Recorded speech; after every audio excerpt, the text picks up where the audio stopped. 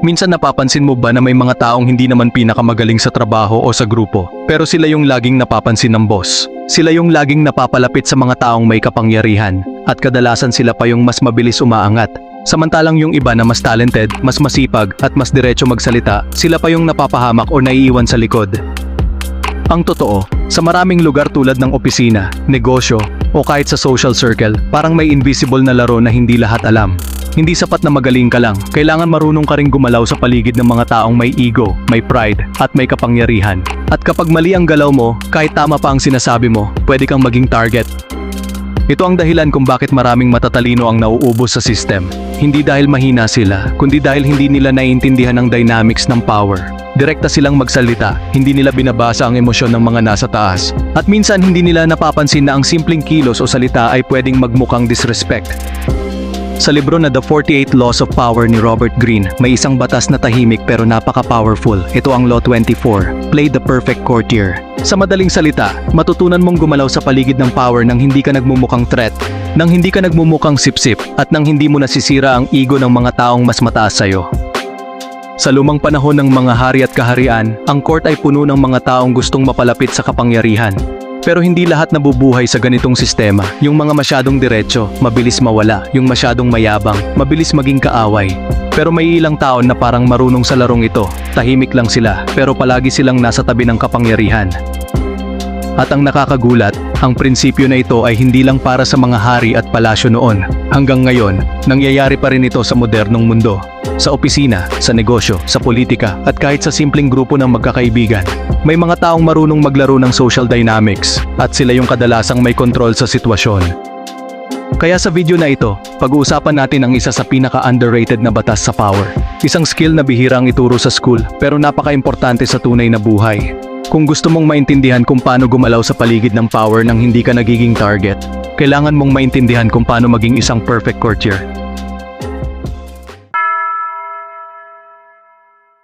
Ang salitang courtier ay nagmula pa sa panahon ng mga hari at kaharian. Sa loob ng palasyo, may tinatawag na royal court. Ito yung lugar kung saan nagtitipon ng hari, mga advisor, generals, at iba pang taong malapit sa kapangyarihan.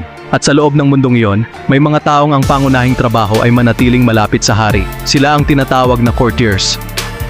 Pero hindi sila basta simpleng kasama lang sa palasyo. Ang isang courtier ay kailangang maging napakamaingat sa bawat kilos at salita. Dahil sa lugar na yon, isang maling biro, isang maling opinyon, o kahit simpleng pagpapakita ng sobrang ambisyon, pwedeng maglagay sa kanila sa peligro. Isang araw malapit ka sa kapangyarihan, kinabukasan pwede kang mawala. Kaya ang mga tunay na courtiers ay natutong basahin ng mga tao sa paligid nila.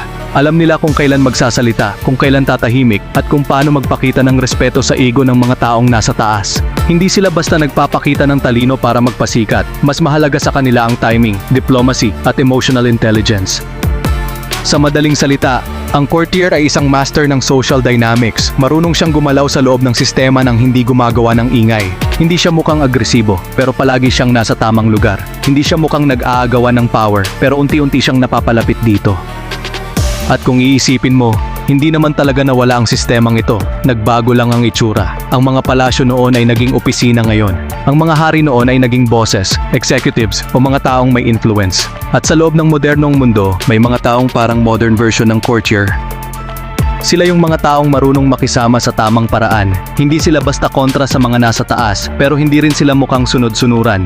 May balanse sila sa respeto, sa diskarte, at sa pagkontrol ng sarili. At dahil dito, madalas sila yung mas tumatagal sa system, at mas nakakalapit sa tunay na kapangyarihan.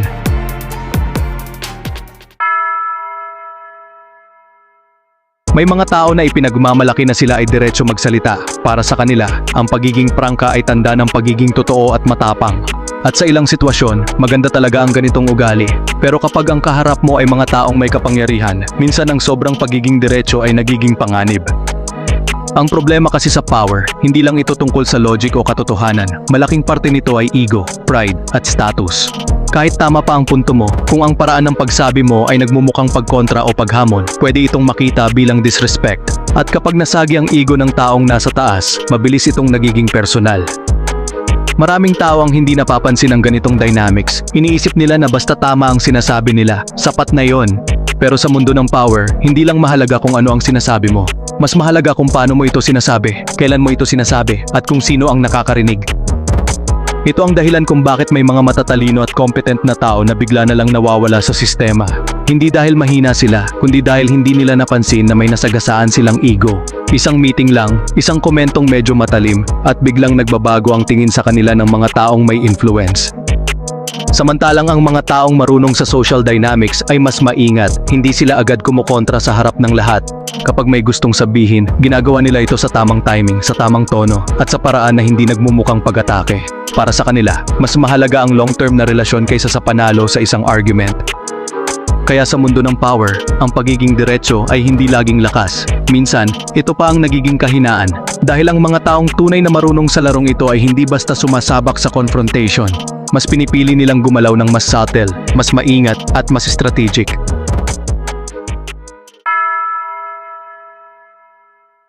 May isang bagay na madalas hindi napapansin ng maraming tao kapag nasa paligid sila ng mga taong may kapangyarihan. Kapag masyado mong ipinapakita na gusto mong umangat, na gusto mong makuha ang posisyon, o na gusto mong maging mas mataas, minsan nagiging signal ito ng panganib sa mga taong nasa taas.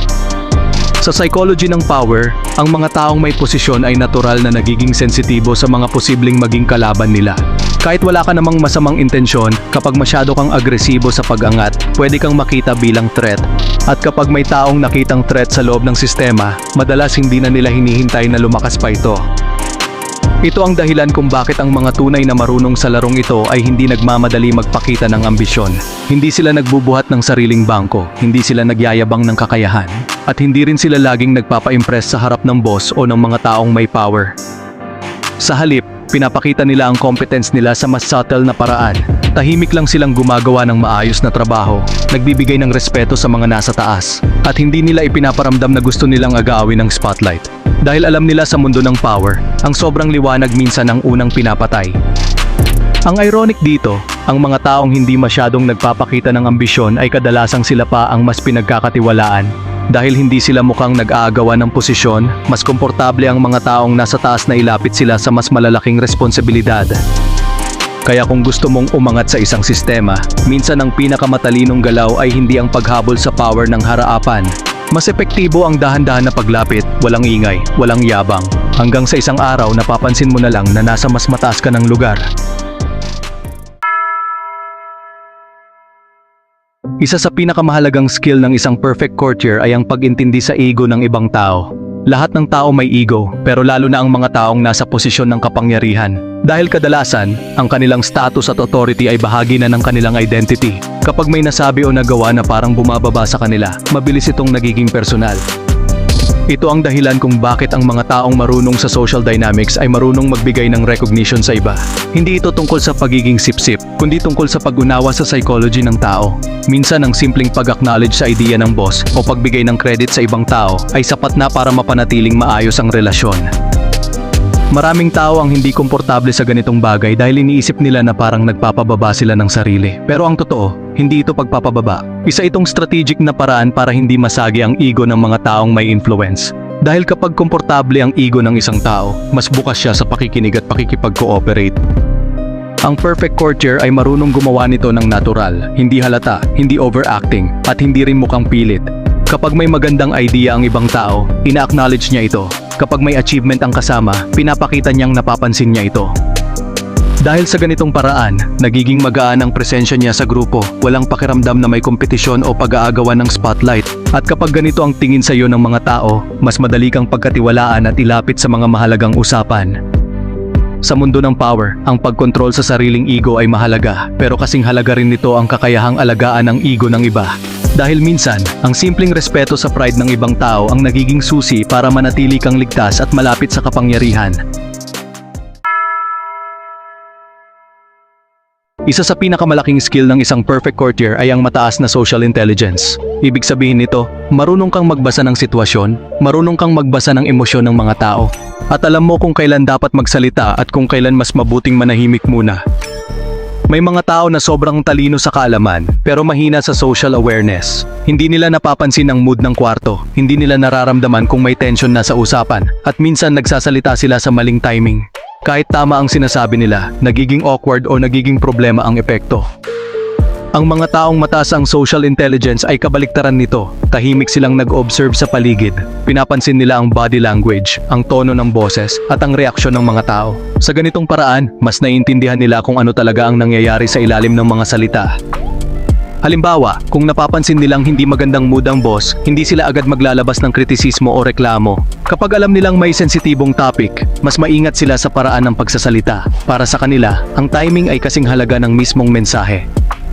Ito ang dahilan kung bakit ang social intelligence ay parang radar sa mundo ng power. Tinutulungan ka nitong makita ang mga bagay na hindi sinasabi ng direkta. At kapag marunong kang magbasa ng ganitong signals, mas madali mong maiwasan ang conflict at mas madali kang makakilos sa tamang direksyon. Sa madaling salita, ang perfect courtier ay hindi lang gumagamit ng utak para mag-isip, ginagamit din niya ang awareness para mag-observe. Dahil sa mundong puno ng ego, pride, at hidden tension, ang taong marunong makiramdam ang kadalasang mas tumatagal at mas lumalapit sa kapangyarihan. May isang bagay na kontra sa common na paniniwala pagdating sa power dynamics. Maraming tao ang naniniwala na kailangan mong ipakita na ikaw ang pinakamagaling, pinakamatalino, o pinaka-competent sa grupo para mapansin. Pero sa realidad, minsan ang pagiging masyadong perfect ay nagiging dahilan para makita kang banta. Kapag ang isang tao ay sobrang impressive sa lahat ng aspeto, natural na nagiging uncomfortable ang ibang tao sa paligid niya, lalo na ang mga taong nasa mas mataas na posisyon. Dahil kahit hindi mo sinasadya, pwede nilang maramdaman na parang nalalamangan sila o parang may taong pwedeng pumalit sa kanila balang araw. Ito ang dahilan kung bakit ang perfect courtier ay hindi nagmamadali ipakita ang lahat ng kakayahan niya. Hindi siya nagyayabang, hindi siya laging nagpapakitang mas magaling kaysa sa lahat. Sa halip, pinipili niyang maging humble sa harap ng iba at hinahayaan niyang maging komportable ang mga taong nasa paligid niya. Minsan mas matalino pang magpakita ng kaunting pagkakamali o pagiging normal lang. Hindi yung tipong magpapanggap kang mahina, kundi ipapakita mo na isa ka ring tao na may limitasyon. Dahil kapag nakikita ng iba na hindi ka perpekto, mas nagiging relaxed sila sa presensya mo. Ang totoo, mas madalas pang magustuhan ng mga tao ang taong approachable kaysa sa taong mukhang sobrang flawless. Dahil ang taong mukhang walang mali ay minsan nagiging intimidating. At sa mundo ng power, ang intimidating na presensya ay pwedeng mag-trigger ng insecurity sa iba. Kaya ang isang matalinong courtier ay marunong kontrolin kung gaano karaming brilliance ang ipapakita niya. Hindi niya tinatago ang kakayahan niya, pero hindi rin niya ito ibinabalandra sa lahat ng oras. Dahil sa ganitong paraan, nagagawa niyang manatiling impressive pero hindi nagiging threat sa ego ng ibang tao.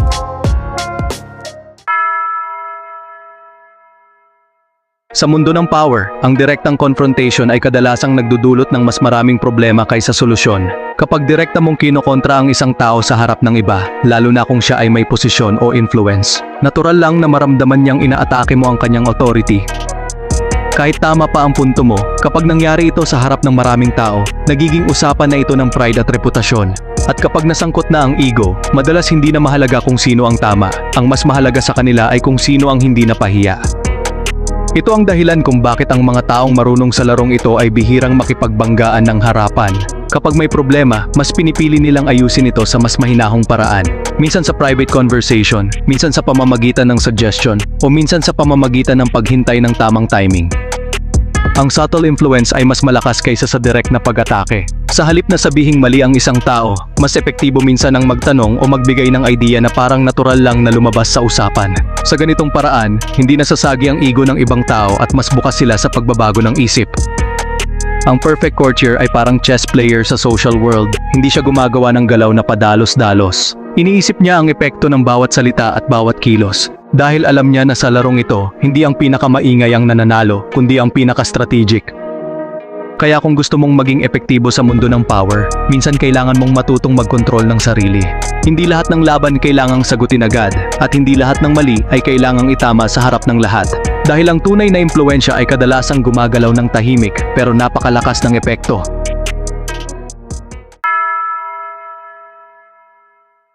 Kung iisipin mo, parang lumang kwento lang ang usapan tungkol sa mga hari at palasyo. Pero kapag tiningnan mo ng mabuti ang modernong mundo, mapapansin mong halos pareho pa rin ang dynamics. Nagbago lang ang itsura ng court, pero ang laro ng power ay nandyan pa rin. Halimbawa sa opisina, may boss, may managers, may mga taong may influence sa mga desisyon. At sa loob ng ganitong sistema, may mga taong marunong makisama sa tamang paraan. Hindi sila yung pinakamaingay sa meeting, pero madalas sila yung pinapakinggan ng mga taong may kapangyarihan. May mga empleyado na sobrang galing sa trabaho. Pero dahil masyado silang diretso o masyadong nakikipagbanggaan sa authority, nagkakaroon sila ng kaaway sa loob ng system. Samantalang may ibang tao na marunong makiramdam, marunong mag-adjust, at marunong mag-respect sa ego ng iba, kaya mas nagiging magaan ang pag-angat nila. Hindi lang ito nangyayari sa opisina, makikita mo rin ito sa negosyo, sa politics, at kahit sa simpleng social groups. May mga tao na parang natural na naiintindihan ng social dynamics. Alam nila kung sino ang dapat lapitan, kung kailan dapat magsalita, at kung kailan mas mabuting manatiling tahimik. Ito ang modern version ng pagiging courtier. Hindi mo kailangang magsuot ng royal clothes o tumira sa palasyo. Ang kailangan mo lang ay ang kakayahang basahin ang mga tao sa paligid mo at gumalaw sa sistema ng may awareness sa power dynamics. At kapag naiintindihan mo ang ganitong prinsipyo, mas nagiging malinaw kung bakit may mga taong mabilis umaangat kahit hindi sila ang pinakamagaling. Hindi ito laging tungkol sa talento. Minsan, ang tunay na advantage ay ang kakayahang mag-navigate sa mundo ng ego, influence, at relasyon. Tulad ng maraming batas sa mundo ng power, ang Law 24 ay may madilim na bahagi. Ang pagiging perfect courtier ay pwedeng maging manipulative kung mali ang paggamit. Kapag sobra ang pagiging taktikal at laging iniisip kung paano makikinabang sa sarili, nawawala ang authenticity at trust ng mga tao sa paligid mo. May mga taong natututo lang gumalaw ng maingat para umangat, pero ginagamit nila ito para siraan o ikontrol ang iba. Sa halip na itulong ang system o magpakita ng respeto, nagiging paraan ito para makuha ang sariling layunin kahit masaktan ng iba. At sa huli, ang ganoong paraan ay kadalasang nagbubunga ng temporary na tagumpay lang. Isa pang panganib ay ang pagiging sobrang tahimik o sobrang strategic. Kapag hindi mo na ipapakita ang totoong sarili mo, minsan nagiging detached ka sa reality at nawawala ang tunay na connection sa ibang tao. Ang mga relasyon ay nagiging transactional at puro calculation na lang. Kaya mahalaga na gamitin ang prinsipyo ng courtier ng may balanse. Subtlety at tact ay mahalaga, pero hindi ito dapat maging dahilan para mawalan ka ng moral compass. Ang tunay na power ay hindi lang tungkol sa influence, kundi tungkol sa respect at credibility na pinapanatili mo habang gumagalaw sa paligid ng authority. Sa madaling salita, ang Law 24 ay napaka-epektibo kung gagamitin ng tama. Pero kapag sobra o mali ang gamit, pwede itong maging sanhi ng distrust, isolation, at pagkasira ng reputation. Kaya kailangan mong maging maingat at strategic, pero hindi kailanman kalimutan ang integridad mo. Sa mundo ng power, madalas ang mga taong pinakamaingay ay hindi ang tunay na may kontrol. Ang tunay na power ay subtle, tahimik, at kadalasan hindi halata sa karamihan. Hindi ito tungkol sa kung sino ang pinakamalakas magsalita o pinakamalakas magpakita ng talento, kundi kung sino ang marunong gumalaw ng may strategy at awareness. Ang perfect courtier ay hindi nagpapakita ng sobrang ambisyon o agresyon, hindi siya laging nakikipagkumpetensya sa lahat ng oras. Sa halip, tahimik niyang pinapabuti ang sarili, pinapakita ang competence sa tamang timing, at inuuna ang relasyon at trust sa paligid bago ang sariling kapakinabangan. Ito ang dahilan kung bakit maraming tao na mas maingay o mas flashy ay natatalo sa mga tahimik pero strategic na individual. Dahil ang mga taong ito, kahit hindi laging nakikita, ay nagkukontrol ng flow ng impormasyon, ng relasyon, at ng desisyon sa paligid nila. Sila ang kadalasang may influence kahit hindi halata. Kaya ang aral sa Law 24 ay simple pero malalim.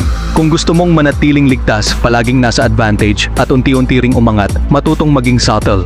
Maging aware sa ego ng iba, mag-observe bago kumilos, at laging isipin ang long-term impact ng bawat galaw mo sa paligid ng power.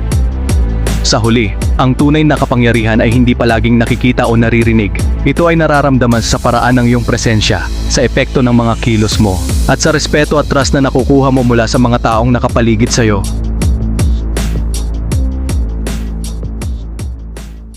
Ang mundo ay puno ng invisible rules na kadalasan ay hindi itinuturo sa school o sa kahit anong training. Maraming tao ang naiipit o nauubos dahil hindi nila naiintindihan ang dynamics ng power.